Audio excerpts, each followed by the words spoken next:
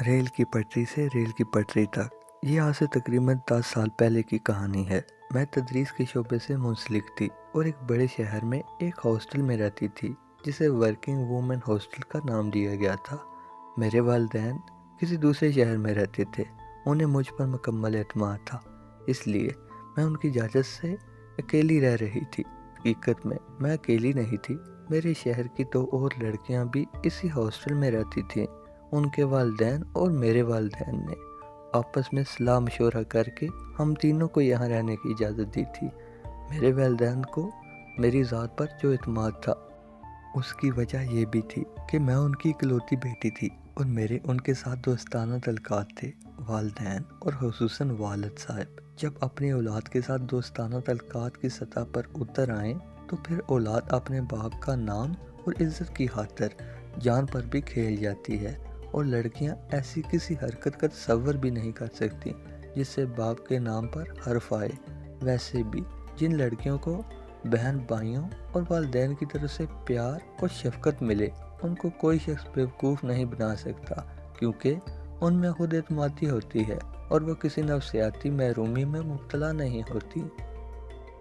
میری دونوں ساتھی لڑکیاں سوشل ویلفیئر کے محکمے میں ملازم تھیں اور ہماری آپس میں بڑی گہری دوستی تھی۔ ہم تینوں شام کو ٹہلنے کے لیے نکل جاتی تھیں۔ ہم آپس میں باتیں کرتی، چھیڑتی چھاڑتی اور سیر کر کے واپس آ جایا کرتی تھیں۔ وہ میرے ایک پھوپھی زاد بھائی کا نام لے کر مجھے چھیڑتی تھیں۔ میرا یہ پھوپھی زاد بچپن سے ہی میرے ساتھ منسوب تھا اور میں بھی اسے دل و جان سے پسند کرتی تھی۔ وہ کسی عرب ریاست میں ملازم تھا اور ہمارے گھر والوں کا پروگرام تھا کہ 1 آدھ سال بعد ہماری شادی کر دیں گے۔ میں تصورات سے دل بہلانے والی لڑکی نہیں تھی، بلکہ حقیقت کی دنیا میں رہتی تھی۔ پھر بھی کبھی کبھی میرا پھوپھی زاد میرے تصور میں آتا اور میری روح کو سرشار کر جایا کرتا تھا۔ میں آپ کو یہ بھی بتا دوں کہ وہ مجھے خط بھی لکھا کرتا تھا، میں بھی اس کو جواب ضرور دیا کرتی تھی۔ اس کے خطوط میں کوئی فضول بات نہیں ہوتی تھی، بلکہ وہ دوستانہ انداز میں خط لکھا کرتا تھا۔ میں اس کا خط اپنی والدہ کو دکھایا کرتی اور والدہ خاموشی سے مسکرا دیا کرتی۔ ہم تینوں سیر کرتی کرتی ریلوے لائن تک نکل جایا کرتی تھی۔ ریل گاڑی کو گزرتے دیکھنا میرا شوق تھا۔ میں اس میں بیٹھے ہوئے مسافروں کو دیکھ کر خوش ہوا کرتی تھی۔ کبھی چھوٹے چھوٹے بچے ہاتھ ہلایا کرتے، کبھی کسی اور کا چہرہ کھڑکی میں نظر آتا جس کے برقعے کا نقاب اٹھا ہوتا تھا۔ ہر قسم کے چہروں کا نظارہ میرے لیے اتنا دلچسپ تماشا ہوتا تھا کہ میری دونوں سہیلیاں میرا مذاق اڑایا کرتی تھی۔ لالائے روح، وہ مجھے چھیڑتی، تمہیں تو ایئرپورٹ پر جا کر جہازوں کو دیکھنا چاہیے۔ اس نے دبئی سے ریل گاڑی پر تو نہیں آنا، وہ تو جہاز پر آئے گا۔ کل ہم تمہیں رن وے کی سیر کرائیں گی۔ پھر وہ دونوں مل کر اتنی زور سے کہکہا لگاتی کہ بعض اوقات راہگیر ہمیں مڑ کر دیکھنے لگتے۔ ایسے میں مجھے بہت غصہ آتا، مگر ان دونوں کی شرارتوں کے آگے میری ذرا پیش نہ چلتی۔ ایک روز ہمیں واپس آتے آتے ذرا دیر ہو گئی اور سورج افق میں اتر گیا۔ شام کی روشنی ابھی تھوڑی تھوڑی باقی تھی۔ میں نے دور سے ریل گاڑی کے انجن کی بتی دیکھ لی تھی۔ میں نے دونوں سے کہا تھا کہ تھوڑی دیر ٹھہر جاؤ، ریل گاڑی کو گزر لینے دو، پھر چلیں گی، مگر وہ نہ مانی اور انہوں نے مجھے زبردستی اپنے ساتھ گھسیٹ لیا۔ وہ کہہ رہی تھیں کہ پہلے ہی دیر ہو گئی ہے، اب ہاسٹل واپس چلنا چاہیے۔ اتنی دیر میں ایک لڑکی گھبرا کر بولی، وہ دیکھو کیا ہے؟ ہم سب نے چونک کر دیکھا۔ اندھیرے میں ریلوے لائن کے اوپر ایک شعلہ سا نظر آ رہا تھا۔ گاڑی ابھی تھوڑی دور تھی، ورنہ انجن کی روشنی میں نظر آ جاتا کہ ریلوے لائن پر کون کھڑا ہے۔ کوئی سیر کے لیے آیا ہوگا۔ نہیں، مجھے تو مصیبت کی ماری کوئی عورت معلوم ہوتی ہے، خودکشی کرنے آئی ہوگی۔ کوئی محبت کا مارا عاشق ہوگا۔ ہماری ایک سہیلی جملہ کسنے سے باز نہ آئی، عشق میں ناکام ہو کر ریلوے لائن پر آ گیا ہوگا۔ ہم نے ادھر ادھر دیکھا، کوئی آس پاس نہیں تھا۔ سردیوں کی شام تھی، اس لیے لوگ گھروں میں دبکے ہوئے تھے۔ میں نے کہا کہ قریب چل کر دیکھتے ہیں۔ میری دونوں سہیلیوں نے کچھ بھی نہ کہا اور خاموشی سے میرے ساتھ چل پڑیں۔ ہم نے انجن کی طرف دیکھا، گاڑی قریب آ گئی تھی۔ ہم تینوں دوڑ پڑیں۔ میں ان دونوں سے آگے آگے دوڑ رہی تھی۔ ایسا لگتا تھا جیسے مجھے معلوم ہو گیا تھا کہ اگلے لمحے کیا ہونے والا ہے۔ گاڑی تیزی سے قریب آ رہی تھی۔ وہ جو کوئی بھی تھا ریلوے لائن پر جھک رہا تھا۔ इंजन की रोशनी में उसका चेहरा नजर नहीं आ रहा था, क्योंकि उसने अपने चेहरे पर कपड़ा लपेट रखा था, जिसकी वजह से उसकी आंखें भी नजर नहीं आ रही थीं। हमारे देखते ही देखते उसने अपना सर रेलवे लाइन पर फेंक दिया। उसके कुचले जाने में सिर्फ एक लम्हा बाकी था कि मैं दौड़कर आगे आई और उसको पाँव से पकड़कर पीछे घसीट लिया। एक सेकंड में ही गाड़ी उस जगह से गुजर रही थी जहां उसने सर रखा था, मगर अब वो शख्स रेलवे लाइन के बाहर पड़ा था। अभी उसकी ज़िंदगी बाकी थी कि हम तीनों वक़्त पर पहुंच गए। अब हमने गौर से देखा, उस शख्स ने अपने सर और चेहरे पर ऊनी स्वेटर लपेट रखा था। मैंने जल्दी जल्दी उस स्वेटर को खोला और उसका चेहरा देखा। वो तकरीबन 20 साल की उम्र का जवान लड़का था और हाली हाली निगाहों से हम तीनों को देख रहा था। मुझे ऐसा लगा जैसे ये चेहरा मेरा जाना पहचाना है। देखते ही देखते उसकी आंखों में आंसू उमड़ आए। कौन हो तुम? मैंने पूछा। मरना क्यों चाहते थे? उसने हिचकियां ले लेकर रोना शुरू कर दिया। मैं उससे बार बार पूछती थी कि वो खुदकुशी क्यों करना चाहता था, मगर वो मेरी बात के जवाब में रोए जा रहा था। थोड़ी देर तक रोते रहने के बाद वो खामोश हुआ। तुमने मुझे क्यों बचाया है? उसने हमसे पूछा। मरने क्यों नहीं दिया? तुम्हारी अभी मरने की उम्र नहीं, मैंने कहा। तुम्हारी माँ होगी, तुम्हारे छोटे छोटे बहन भाई होंगे। अगर तुम मर जाते तो सोचो उन पर क्या गुजरती। मेरा कोई नहीं, उसने फट कर कहा और रोते रोते बोला। किसी को मेरे मरने से कोई फर्क नहीं पड़ता। तुम्हारा इस दुनिया में कोई नहीं? मेरी सहेली ने पूछा। माँ है, उसने जवाब दिया। एक सौतेला भाई है और सौतेला बाप है, पर सच पूछो तो कोई नहीं। मैं इस दुनिया में अकेला हूँ। कई बार मैंने खुदकुशी का इरादा किया, मगर मुझे मौत से भी खौफ आता है। आज मैंने पक्का इरादा कर लिया था कि अपनी जान लेकर रहूँगा। मैंने अपनी आंखों पर स्वेटर बांध लिया था कि मौत को ना देख सकूं और आराम से दुनिया से गुजर जाऊं, मगर ये दुनिया इतनी जालिम है कि मरने भी नहीं देती। मेरी दोनों सहेलियों को इस तरह के लोगों से निपटने का तरीका आता था। उनकी नौकरी भी ऐसी ही थी कि उन्हें बेसहारा और सोसाइटी के ठुकराए हुए लोगों से वास्ता पड़ता रहता था। उन्होंने इससे कहा कि हमारे साथ चलो, मगर उसने जाने से इनकार कर दिया। मैं अब अपने घर नहीं जाना चाहता, उसने कहा। तुम मुझे मेरे हाल पर छोड़ दो, अपने घर बेशक न जाओ, मेरी सहेली ने कहा, लेकिन यहाँ से चलो। हमने उसे वहाँ से उठाया और वो हमारे साथ चल पड़ा। मेरी सहेलियों ने उसे बातों ही बातों में कायल कर लिया कि वो ज़िंदगी से भागेगा नहीं, बल्कि हालात का सामना करेगा। इन दोनों लड़कियों की गुफ्तगू बड़ी अच्छी होती थी। इनका तर्ज इस्तदलाल ऐसा था कि वो हर आदमी को, टूटे हुए आदमी को तो खास तौर पर कायल कर लिया करती थी। हमें अभी तुम्हारे हालात का सही तौर पर अंदाज़ा नहीं, एक ने कहा। तुम अगर मुनासिब समझो तो कल हमारे दफ्तर आ जाओ, हम देखेंगे कि तुम्हारे लिए क्या कर सकती हैं, मगर शर्त यह है कि इस वक्त सीधे अपने घर जाओ, कल हमारे पास आ जाना। इन्होंने इस लड़के को अपने दफ्तर का एड्रेस बता दिया। बाद में उन्होंने मुझे भी कहा कि मैं भी इनके पास दफ्तर ही चली आऊँ। वो इस लड़के की मदद करने में खासी संजीदा थी। रात को हॉस्टल के कमरे में भी वो इसी नौजवान के मुताल्लिक बातें करती रहीं। लोग खुदकुशी क्यों करते हैं, ये बात इस वक्त मेरे लिए मुंह में की हैसियत रखती थी। जाहिर सी बात है कि अपनी जान किसी दूसरे की जान लेने से ज़्यादा मुश्किल काम है। मैं अभी तक ये बात नहीं समझ सकी थी कि लोग इतना हौसला कैसे पैदा कर लेते हैं कि खुद को मौत के अंधे तारीक और गहरे कुएं में अपने हाथों गिरा दें। खुदकुशी मेरे लिए पुरस्कार भी थी और खौफनाक भी। और मैं जो दौड़कर रेलवे लाइन पर पहुंची थी और मैंने उस नौजवान को मौत के मुंह से बाहर खींच लिया था, ये शायद इस तड़प का नतीजा था जो चंद साल पहले इस रात से पर्दा उठाने के लिए मेरे अंदर पैदा हो गई थी। मेरी सहेलियां मुझसे ज़्यादा पढ़ी लिखी थीं। उन्होंने मुझे कई एक वाक़यात सुनाए और बताया कि वो कौन से मामले होते हैं जिनकी बिना पर लोग एक लम्हे के लिए अपने होशो-हवास से बेगाना होकर या अपनी जान ले लेते हैं या किसी दूसरे को कत्ल कर देते हैं। उन्होंने गैर मुल्की किताबों के हवाले भी दिए और मुझे समझाने की कोशिश की, लेकिन मैं इस राज को समझ ना सकी। उस रात में मैं सो भी ना सकी। मैंने वो सारी रात आंखों में काट दी। 5 साल पहले का ऐसा ही एक मंजर बार बार मेरी आंखों के सामने आ रहा था। बिल्कुल ऐसा ही एक खूबसूरत नौजवान उसी तरह समाज के जालिम बंधनों से तल्लक तोड़कर रेलवे लाइन पर पहुंच गया था। उस शाम कोई लाला रुख वहाँ नहीं ठहर रही थी जो उसको खींचकर मौत के जबड़ों से निकाल लेती। میں جب صبر میں لاتی ہوں کہ وہ نوجوان کس طرح انجن کے سامنے لیٹا ہوگا اور اس نے کس حوصلے سے اپنی گردن ریل کی پٹری پر رکھی ہوگی، تو خوف کے مارے میرے جسم پر لرزہ طاری ہو جاتا ہے۔ اس حادثے نے میرے بڑے گھر کو ویران کر دیا تھا۔ میرا اکلوتا اور لاڈلا بھائی صرف اس لیے موت کی اندھیری وادی میں اتر گیا تھا کہ جس کو اس نے اپنی زندگی سمجھا تھا وہ اس کے منہ پر رسوائی اور جگ ہنسائی کی کالک مال کر کسی اور کی ہو گئی تھی۔ یہ ایک علیحدہ اور طویل کہانی ہے جو میں اس کہانی کے ساتھ نہیں سنا سکتی۔ مختصراً اتنا سمجھ لیں کہ محبت میں ناکامی کا داغ ایسا تھا جس نے میرے بھائی کا دل اچاٹ کر دیا تھا۔ میرے ماں باپ کو تو اس صدمے نے پاگل کر دیا۔ اکلوتے جوان بیٹے کی موت ماں باپ کی کمر توڑ کر رکھ دیتی ہے، اور پھر وہ فرما بردار اور سعادت مند بیٹا تھا۔ میرے والد ایک کارخانے کے مالک تھے، انہیں کسی چیز کی تنگی نہیں تھی، مگر اب ان کی اس دولت کا وارث کوئی نہیں رہا تھا۔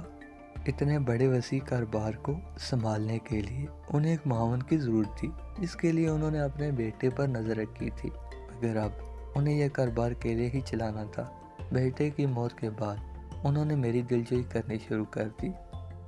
یہی وجہ ہے کہ جب میں نے نوکری کا ارادہ کیا تو وہ میرے راستے میں رکاوٹ نہ بنے، حالانکہ وہ کہہ سکتے تھے کہ نوکری تو اسے کرنی چاہیے جسے پیسوں کی ضرورت ہو، اور تم کارخانہ دار کی بیٹی ہو کر نوکری کیوں کر رہی ہو، مگر انہوں نے میری خواہش کا احترام کیا۔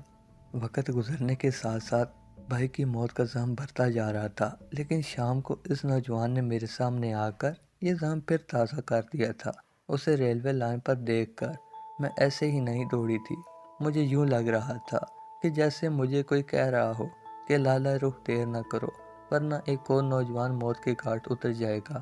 مجھے معلوم ہو گیا تھا کہ اگلے لمحے کیا ہونے والا ہے۔ مجھے محسوس ہو رہا تھا جیسے میرا بھائی ریلوے لائن پر جھک کر اپنی گردن پٹری پر رکھ رہا ہے۔ میں دیوانی ہو گئی تھی، اور اس دیوانگی میں میں نے اس نوجوان کو پیچھے کھینچ لیا تھا۔ اس کی زندگی بچا کر مجھے ایسا لگا جیسے میں نے اپنے بھائی کو بچا لیا ہو۔ اگلی صبح میں اس نوجوان سے ملنے کے لیے بےتاب ہو رہی تھی، اور جب میری سہیلی کے دفتر میں داخل ہوا تو اس کی حالت گزشتہ شام کی نسبت بہتر تھی۔ دن کی روشنی میں نے اسے دیکھا تو میرا دل تڑپ گیا۔ وہ ایک خوبصورت نوجوان تھا، بالکل میرے بھائی کی طرح وجیح و شکیل تھا۔ میں سوچنے لگی کہ یہ خوبصورت لڑکا اگر ریل کے پہیوں کے نیچے آ کر کیما بن جاتا تو دنیا کو پتہ بھی نہ چلتا کہ کوئی اس عمر میں رخصت ہو گیا ہے۔ اس کی ماں البتہ ساری عمر اس کے لیے روتی رہتی۔ یہ لڑکا جسے ماں باپ کے بڑھاپے کا سہارا بننا تھا، خود کو نوجوانی میں ہی بے سہارا محسوس کر رہا تھا۔ میں باپ کی موت کے ساتھ ہی بے سہارا ہو گیا تھا۔ اس لڑکے نے ہمیں اپنی داستان سنائی۔ اس کی داستان تو بہت طویل تھی جو اس نے کم از کم 3 گھنٹوں میں سنائی۔ اس لڑکے کا باپ اس وقت مر گیا تھا جب اس کی عمر ابھی 10-11 سال تھی۔ باپ زرعی جائیداد کا مالک تھا۔ اس کا ایک چچا بھی تھا جس نے یہ سوچ کر کہ بھائی کی جائیداد اس کے اپنے ہاتھوں میں رہے، مرحوم کی بیوہ سے نکاح کر لیا۔ وہ تھا تو اس کا چچا، مگر اس کی دلچسپی صرف اس جائیداد کے ساتھ تھی جو اس کا بھائی چھوڑ کر مرا تھا۔ اس لڑکے کی ماں نے اتنی جلدی شادی کی حامی بھر لی تھی جیسے اسے خاوند کے موت کا انتظار ہو۔ مجھے اب یاد آتا ہے اس لڑکے نے سنایا کہ میری ماں نے عدت بھی مشکل سے گزاری تھی۔ عدت کی مدت پوری ہوتے ہی اس نے چچا سے شادی کر لی۔ مجھے اپنی ماں سے اس لیے نفرت نہیں کہ اس نے چچا سے شادی کی تھی، میں تو اس کو اس لیے پسند نہیں کرتا کہ اس نے میرے باپ کو کبھی خوش نہیں رہنے دیا تھا۔ میرا باپ جب زمینوں پر جاتا تھا تو ہمارے گھر میں 2 آدمی آیا کرتے تھے، اور میری ماں مجھے پیسے دے کر گھر سے باہر بھیج دیتی تھی۔ اس وقت میں بچہ تھا، اس لیے یہ ساری باتیں میں نہیں سمجھ سکتا تھا، مگر اب جب وہ باتیں مجھے یاد آتی ہیں تو میرے اندر قہر بھر جاتا ہے۔ آپ چاہیں مجھے بے شرم کہہ لیں یا بے غیرت کہیں، میں یہ بات ضرور کہوں گا کہ میری ماں میرے باپ کو دھوکہ دے رہی تھی، اور جب میرا باپ زمینوں سے واپس آتا تھا تو ماں کوئی نہ کوئی بہانہ بنا کر میرے باپ سے لڑائی چھیڑ دیتی تھی۔ اس وقت مجھے اپنی ماں زہر لگتی تھی۔ میری ماں بچپن میں مجھے چڑیل سے ڈرایا کرتی تھی، اور چڑیل کا تصور کرنے کے لیے میں اپنی ماں کی طرف دیکھا کرتا تھا۔ جب وہ میرے باپ سے چیخ چیخ کر بولتی تھی تو مجھے چڑیل لگتی تھی۔ نہ صرف یہ کہ اس نے میرے باپ سے بے وفائی کی، بلکہ اس نے مجھے بھی کسی توجہ کے قابل نہ سمجھا۔ وہ اپنی ساری توجہ اپنے آپ کو بنانے سنوارنے پر صرف کرتی تھی۔ اگر میں کبھی اس کے پاس بھی چلا جاتا تو وہ مجھے دھتکار دیا کرتی تھی۔ میرا باپ جس عمر میں مرا وہ اس کے مرنے کی عمر نہیں تھی، اسے خانگی جھگڑوں نے کھا لیا تھا۔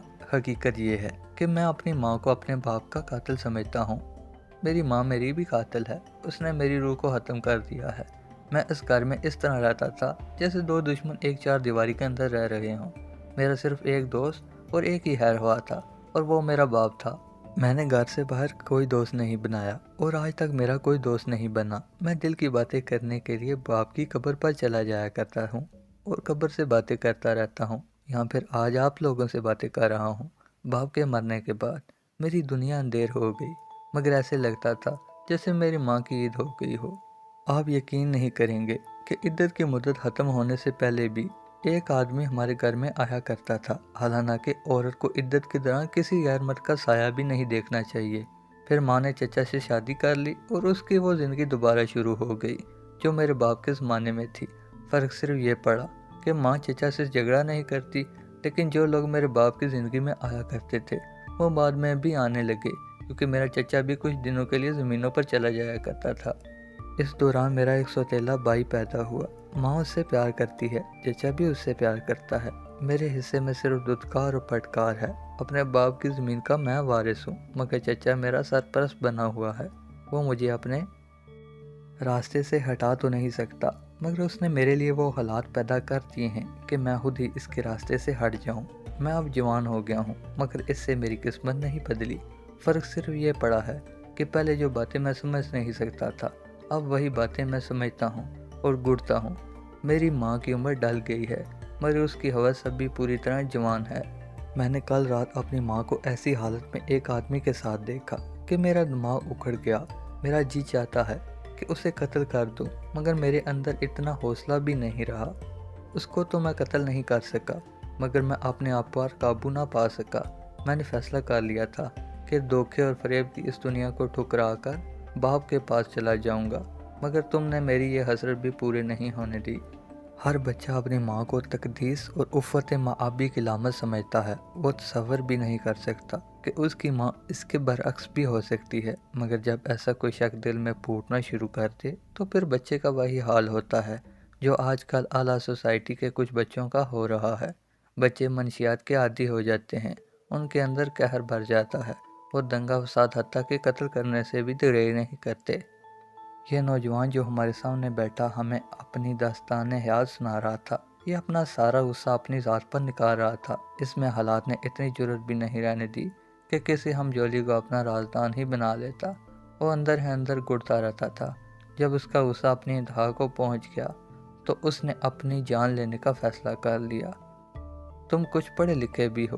میں نے پوچھا۔ FA تک پڑھا ہے، اس نے جواب دیا۔ میرے چچا نے صرف اس لیے مجھے کالج میں داخلہ کرا دیا تھا کہ کوئی اسے یہ نہ کہہ سکے کہ وہ بھائی کی جائیداد پر تو سانپ باندھ کر بیٹھ گیا ہے، مگر اپنے بھتیجے کو تعلیم بھی نہیں دلا رہا۔ کالج کی فیس ادا کرنے کے ساتھ کسی نے میری تعلیم میں کوئی دلچسپی نہیں لی۔ تمہارا کالج میں تو کوئی دوست بنا رہا ہوگا، میں نے کہا۔ بالکل نہیں، اس نے جواب دیا۔ وہ سب لڑکے مجھ سے اتنے مختلف تھے کہ میں ان سے بات کرتے ہوئے بھی جھجکتا تھا۔ محرومی کا وہ احساس جو اس کے گھر کے حالات نے اس کے اندر پیدا کیا تھا، کالج میں جا کر بڑھ گیا تھا۔ اس نے ٹھیک کہا تھا کہ کالج کے لڑکے اس سے بہت مختلف تھے۔ وہ کالج میں اس قسم کی باتیں کرتے جو اس کے لیے عجیب و غریب ہوتی تھی۔ چلو ٹک شام میں کچھ کھا پی لیتے ہیں۔ نہیں یار، میری ماں نے مجھے بڑا زبردست ناشتہ کرایا ہے۔ وہ صبح منہ اندھیرے ہی اٹھ کر میرے لیے ناشتہ تیار کرنا شروع کر دیتی ہے۔ میری ماں بھی ایسی ہے یار، وہ مجھے بازار کی کوئی چیز نہیں کھانے دیتی۔ کہتی ہے تمہارا معدہ بگڑ جائے گا۔ تمہارا سویٹر بڑا خوبصورت ہے، ماں نے بنایا ہے۔ سردیاں شروع ہوتے ہی وہ میرے لیے اون ڈھو کر گھر لے آتی ہے اور ہر وقت بس سویٹریں ہی بناتی رہتی ہے۔ مجھے تو اب اجازت دو، 10 منٹ کی بھی دیر ہو جائے تو ماں پریشان ہو کر دروازے پر کھڑی ہو جاتی ہے۔ ان لڑکوں کو وہ کسی اور دنیا کی مخلوق سمجھتا تھا، اس لیے وہ ان میں گل مل نہیں سکتا تھا۔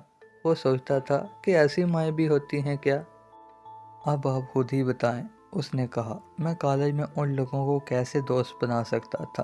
میں انہیں کیا کہتا کہ میری ماں کیسی ہے؟ میں انہیں یہ تو نہیں کہہ سکتا تھا کہ گھر میں میرا کوئی بھی انتظار نہیں کرتا، کیونکہ ماں کو خود فرصت نہیں۔ میں انہیں یہ بھی نہیں کہہ سکتا تھا کہ میری ماں ہامن کی غیر موجودگی میں عیش کرتی پھرتی ہے۔ اگر میں ایسی بات کرتا بھی تو لوگ مجھے پاگل سمجھتے۔ میری سہیلی نے مجھے بتایا تھا کہ اس نے ایک ایسا کیس پہلے بھی دیکھا تھا۔ ایک لڑکی تھی جس کو اپنی ماں سے نفرت تھی، وہ اپنے باپ کو بھی پسند نہیں کرتی تھی۔